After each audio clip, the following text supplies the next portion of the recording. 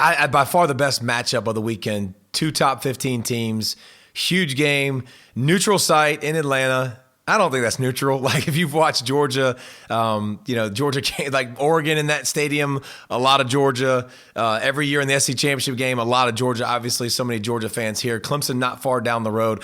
Everybody's curious to know about Clemson. Like, what are we going to get from Clemson? Dabo, you don't do this. You don't do that. You don't go in the transfer portal. How do you not do this? Like, a motivated team, week one, playing against the number one team in the country.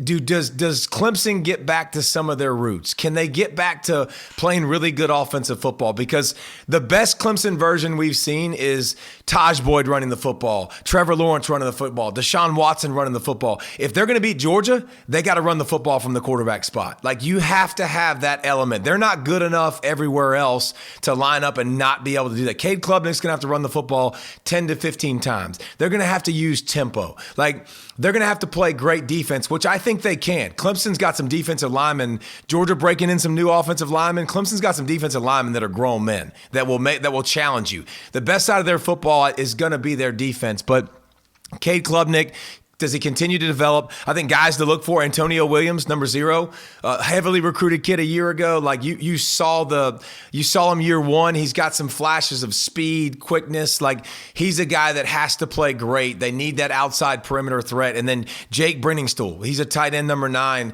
huge dude, like huge, enormous 6'6" tight end, great ability, not the best blocker, but has to be a receiving weapon to keep Georgia off balance. When you talk about Georgia this year, I think I was amazed to watch everybody. Everybody's kind of picking them to win the SEC, to win the national championship. Like, their schedule is brutal. They can't lose to Clemson week 1, man. You go at number 3 Texas. You go at number 5 Alabama. At number 6 Ole Miss. Like, this Georgia team, they're 42-2 the last 3 years. Like, they've been killing people. And the kryptonite has been Nick Saban, right? Like, that has been the one thing. Well, Nick Saban's gone at Alabama. So does this Georgia team continue to dominate college football, replacing an all-time legend with Brock Bowers, replacing Ladd McConkey, replacing, DBs? Like, they have a lot to replace. They've done it every year. They go in the transfer portal to supplement guys. Interested to watch, Georgia, how they are. Carson Beck's going to be elite. We know that.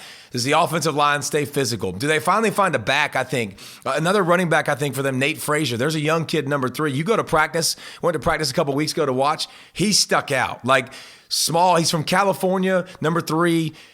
He's small, small in height, but dude, he's 210 pounds thick, could fly. When was the last time Georgia had a home run threat at running back? Like, I'm going DeAndre Swift. Like, I'm going that far back to a guy that can make you miss in the hole, take it the distance. He's a freshman to definitely keep an eye on, but it's going to be so much fun. There's only 3 active coaches in all of college football with natties. 3. Can you name them? The 2 of them are playing this to kick off Saturday.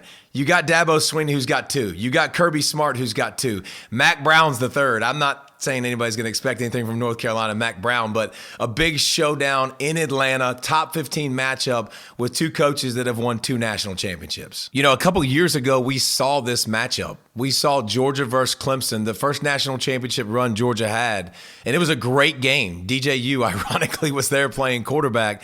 I think when Clemson got overwhelmed on the offensive line, sacks, so many sacks.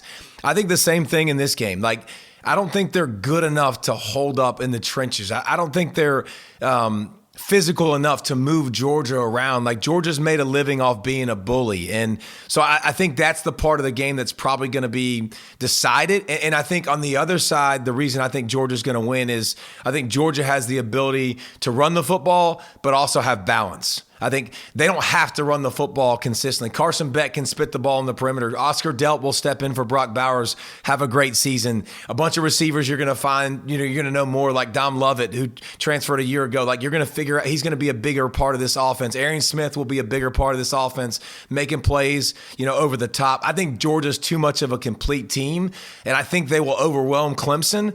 But we'll learn a lot about Clemson and that offense and where they're at, and to see where they're going to be maybe in the ACC this season.